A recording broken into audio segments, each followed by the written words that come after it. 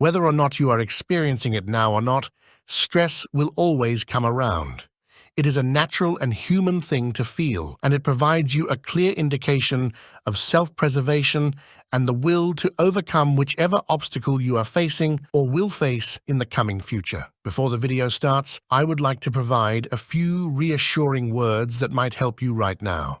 Please keep in mind that you always make progress every single day. It might not always feel like it, but you are getting closer to your goals with every step you take. You do not need to explain yourself to anyone because other people mostly understand the issues from their own level of perception and past experiences. Everybody is different, you're doing the best you can, and that's enough. The fact of the matter remains that it is crucial to manage stress effectively in order to maintain strong mental and physical well-being.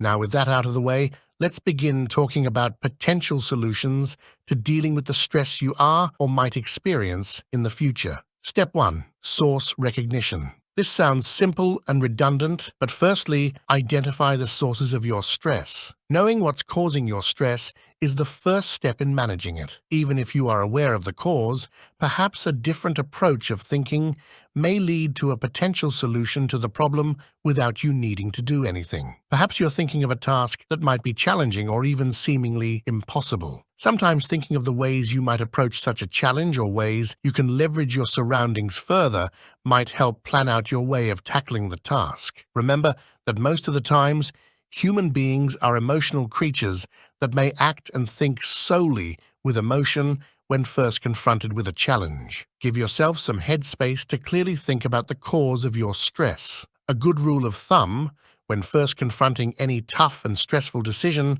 is to give yourself as much time to think about it as you can before acting. As they say, think now, act later. Most of the chances the decisions you're forced to take will not lead to a world-ending disaster. Step 2. Realization and mindfulness. Start practicing in mindfulness techniques such as deep breathing, meditation, and progressive muscle relaxation. This can help you stay in the present moment and reduce anxiety, not to mention help you start live and act in the moment. Perhaps it is just me, but for me on a personal level, after a hefty meditation session, I do feel as if the world has slowed down a bit, giving me more time to think things through before acting. Remember to be realistic about what you can accomplish. Don't overcommit or set overly high standards for yourself.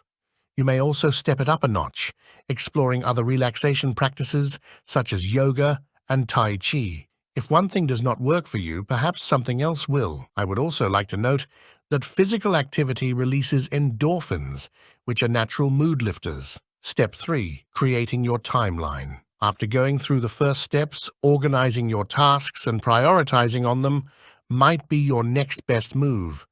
Break larger tasks into smaller, more achievable goals and use time management techniques to allocate your time effectively. Incorporate regular exercise into your routine and ensure you get enough quality sleep by creating a sleep routine with a comfortable sleep environment. Reduce your exposure to screens, especially before bedtime. Excessive screen time can contribute to stress and sleep disturbances, whether or not you're using a night mode or blue light blockers on your devices, which theoretically help you. Incorporate short breaks into your day to relax and recharge, especially during demanding tasks. Step 4. Self-reassurance and evaluation. Talk to friends, family, or a therapist about your stress. Sharing your feelings and concerns can be a relief, and they may offer helpful insights or support using their perspective and twist on the matter. Learn to say no when necessary, as setting healthy boundaries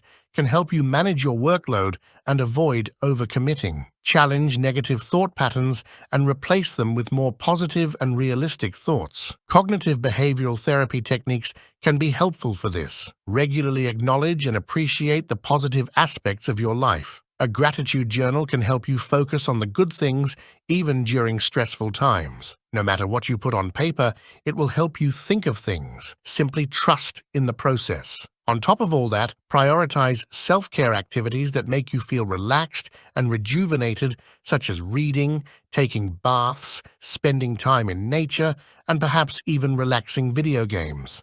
Step 5. Self-care.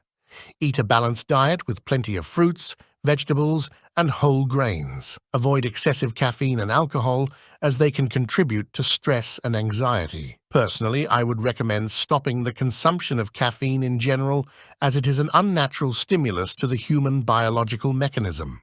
In fact, all forms of withdrawal are associated with the process of removing all extra unnecessary hormones and chemicals in the body. Use the craving as the indication of your healing process. Make time for activities you enjoy. Hobbies can provide an outlet for stress and boost your overall well-being. Spend time with friends and loved ones, as social support is crucial for managing stress effectively. Finally, balance your work and personal life. Avoid overworking and dedicate time to leisure and relaxation. If your stress is persistent and interferes with your daily life, consider talking to a mental health professional for guidance and support. Remember that stress is a natural part of life, but it's also essential to develop healthy coping strategies to manage it effectively. Everyone is different, so experiment with these strategies to find the ones that work best for you.